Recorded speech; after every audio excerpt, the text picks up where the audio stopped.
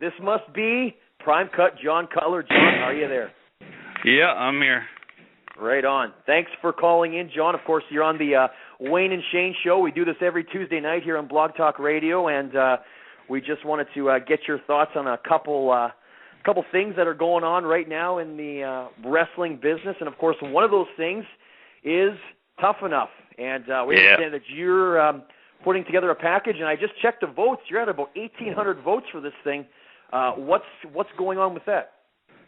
Well, I'm just trying to get the votes up. I know they're not going to be the end-all, be-all, obviously. It comes down to personality and the package that you send in there, but I'm sure producers are looking at the votes, and, if you're in the top, I don't know if I'm in the top 7 right now, but definitely I would assume if you're in the top few, they'll definitely give your tapes, I'm assuming, a little extra look possibly. So for sure. Now, you mentioned that you put the tape in, and of course, I noticed that your manager in WFX, Jonny Fairplay, of course, you are also one half of the Hollywood Love Guns, along with Mr. Pec-tacular Jessie, Godderz.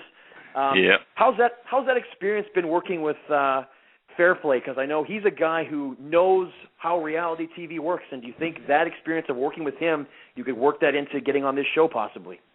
I'm hoping so. I mean, he's, hanging out with him and getting to work with him, getting his insights on the whole thing is definitely going to be a bonus going into all this. So, as far as even just sending in certain my application, things like that, obviously having people like that in my corner helping me out is a plus. You definitely don't say no to getting advice from guys like that. And you've, of course, the Hollywood Love Guns in WFX. That is a heel tag team, but you've also worked as a babyface most recently on the last CWE show against Pimp Daddy Rick Matthews. What do you prefer? Do you prefer working as a... What's best for you? You know what? It's hard to say. I like having the fans and, getting them on my side, but man, it was just a whole nother story in WFX, and anybody that watched some of my stuff maybe while I was down south in Florida, I think if they had seen the way my last match at WFX went, they would have seen a pretty different Jon Cutler come out. And I mean, you know what, I'd venture to guess that if the Jon Cutler that came out in October at the last WFX show against Holly and Billy Gunn, if that Jon Cutler had been down there, I have no doubt things would have been different for me. I probably wouldn't have been coming home so quickly, that's for sure. Now, let me ask you this, Jon. There's obviously, I've said this time and time again, you have all the tools to be a WWE superstar. You have the look, you have the personnel, or the charisma when you get in the ring, and you're obviously in great shape, and you look the part. But a lot of people are saying that the part that you're lacking on is the personality area, or maybe you're a little bland, or you need some more character or personality. What do you say to those people, and how are you going to get that personality out of you, especially if you want to go onto a reality show where, let's be honest, they want entertaining characters on television?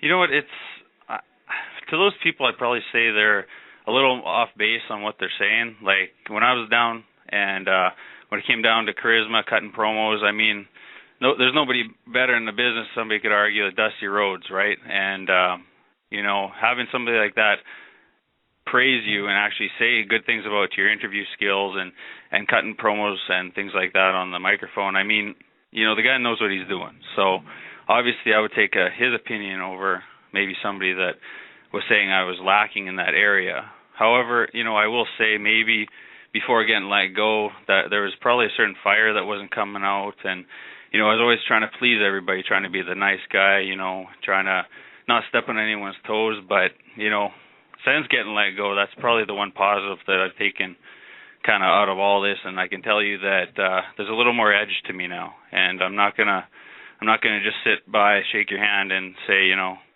have a good night kind of deal. If I got something to say, I'm going to say it. If I want to do something, I'm going to do it. And, I think that kind of came true, and people started seeing that when I made the transition to the heel role in WFX. Even most people at the very last one, like I said, I think they saw a different Jon Cutler, and I'm willing to risk more just because, like I said, I'm not going to sit back and just be a nice guy, a quiet guy, because it's that saying, nice guys finish last. Well, in some aspects that can be true.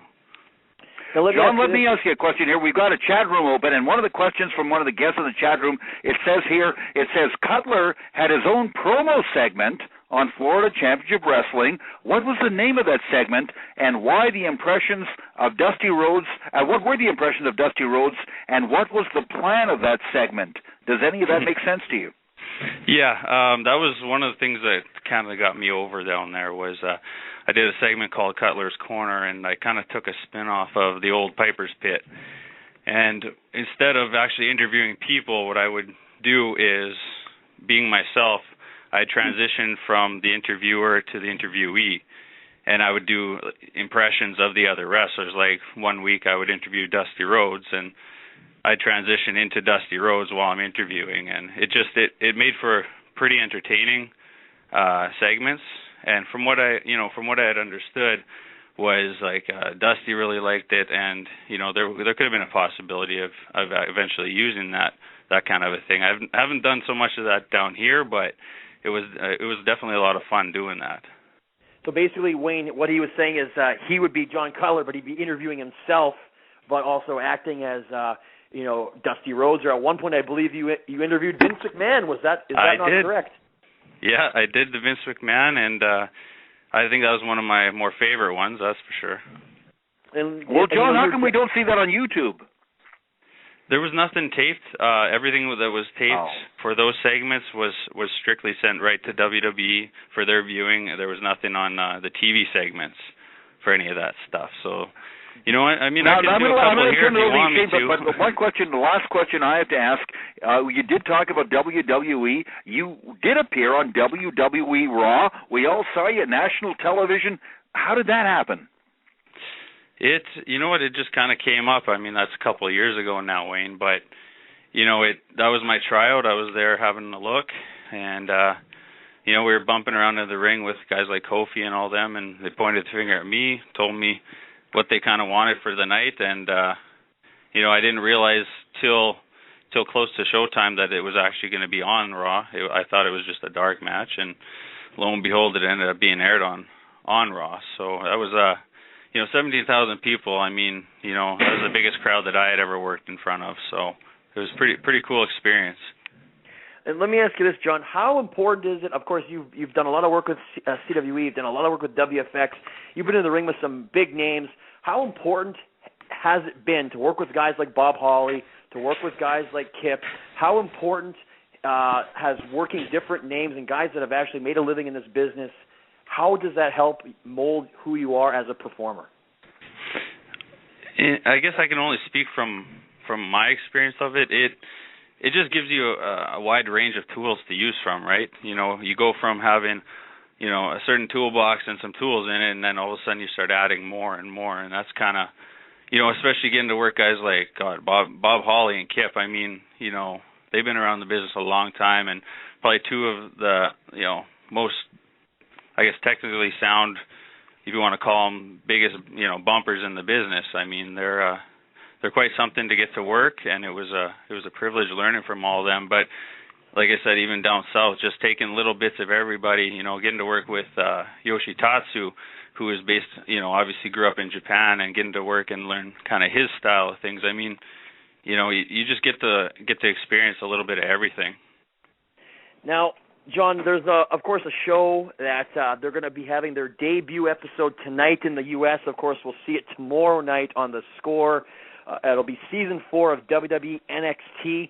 And, of course, that program, what it is a lot of green guys or developmental talent that they are sort of seeing if they have what it takes to become a WWE superstar on the main roster. Let me ask you this question. A lot of those guys that have been on that program through Seasons 1, 2, and 3, and now 4 are guys that you've actually worked. Is that discouraging, seeing guys that may or may not have more tools than you? I mean, there might be guys on that program that you're better than. Is that sort of discouraging, or does that help sort of light a fire under your ass to get back there? It probably is the second. Like, especially when the first NXT kind of came out, and I, started seeing a couple of my buddies on the TV. It was just like I could actually see myself on that show. I could see myself there, and it was